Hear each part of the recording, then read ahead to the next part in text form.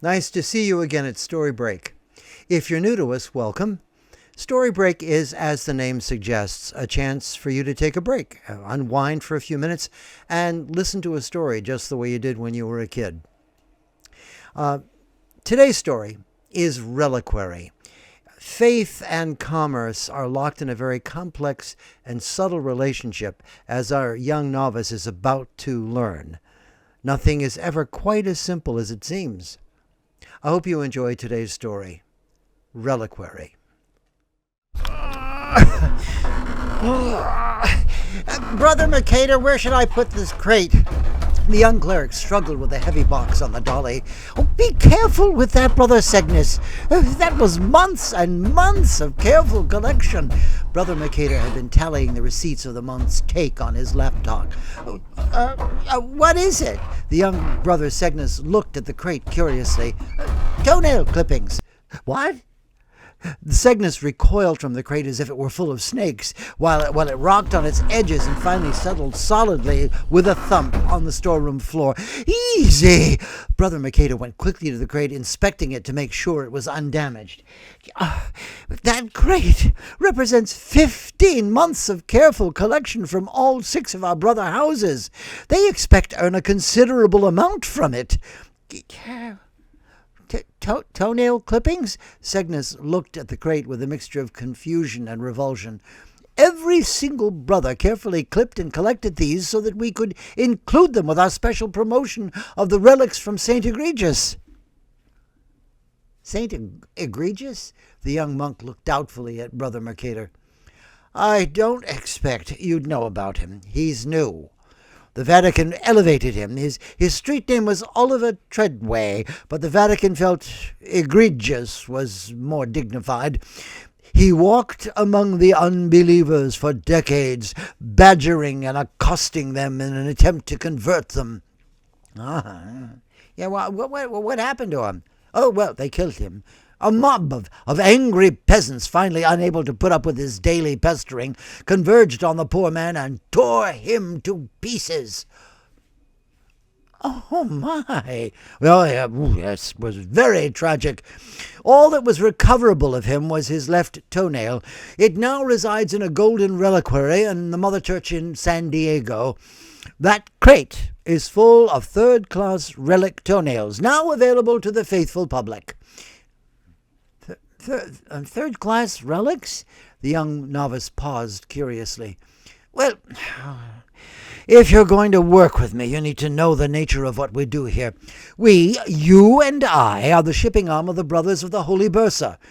It is our charge to ship these and other third-class relics to those faithful who wish to be closer to the divine through contact with the relics we send them.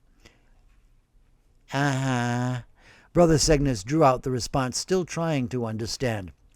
I see. Well, let me explain. A first-class relic is an actual piece of the saint in question. It could be a severed head, blood, bone, a hand, some piece of the actual Holy One. Such a relic never leaves the church.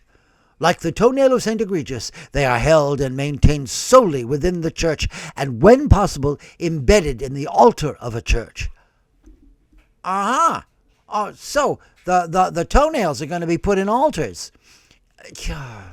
Brother Mercator sighed with mild annoyance.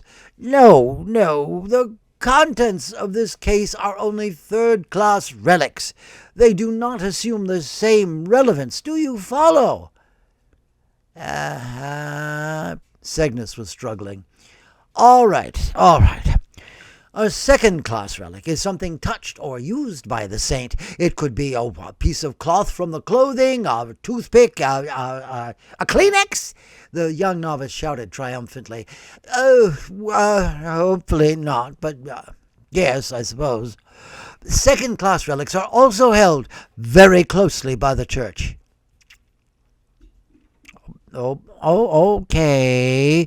Cygnus was now gaining in confidence, but still wondering. A third-class relic is something which has been in contact with a first- or second-class relic. Every one of those clippings in the crate has been in contact with the toenail of St. Egregious. Brother Mercator smiled proudly, having executed his explanation. So, Cygnus looked expectantly at Brother Mercator. So, we are making these available to the faithful public on our website. Haven't you been listening? The older man couldn't quite hide his annoyance. Oh, we're selling them. Cygnus smiled with sudden comprehension. No, we are not selling them. And now Mercator was fully frustrated. We do not sell relics. That would be simony. Okay. Brother Cygnus slightly lowered his head, trying to show deference as well as confusion. Simony is a sin. Don't you know anything about your faith, our history? Oh, straighten up. Don't stand there hunched over with your mouth open. You look ridiculous. Brother Mercator turned away in complete aggravation. Oh. The younger man quickly shut his mouth and adjusted his posture. I'm sorry, Brother Mercator. I don't think we've covered that yet in religious history class. Mercator turned back around in an attempt to regain his composure. Simony is the act of buying or selling spiritual items. It was outlawed by Pope Julius II in the 15th century. We do not sell relics. Is that understood? Okay. Again, the younger man hunched in a posture of ignorant supplication. Oh, do you see that stack of pledge cards on the table? The younger man swiveled around to see the cards while inadvertently holding his pose. That's what they are getting, the cards. You will slip each blessed toenail paring into one of those tiny glassine bags and staple it to a card.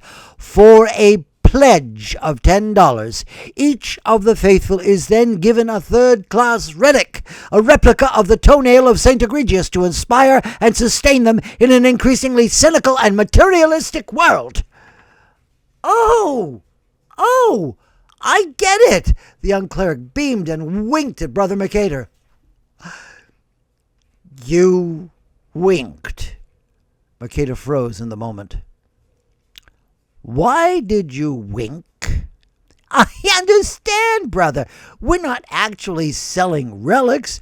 We're selling cards.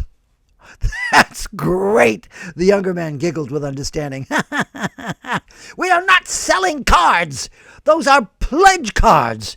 The faithful are making a donation of $10 to the church, and we are rewarding their generosity with a replicated relic of the toenail of St. Egregius. Mercator was now growing red in the face. Oh, sure, gotcha. We're covered on all sides.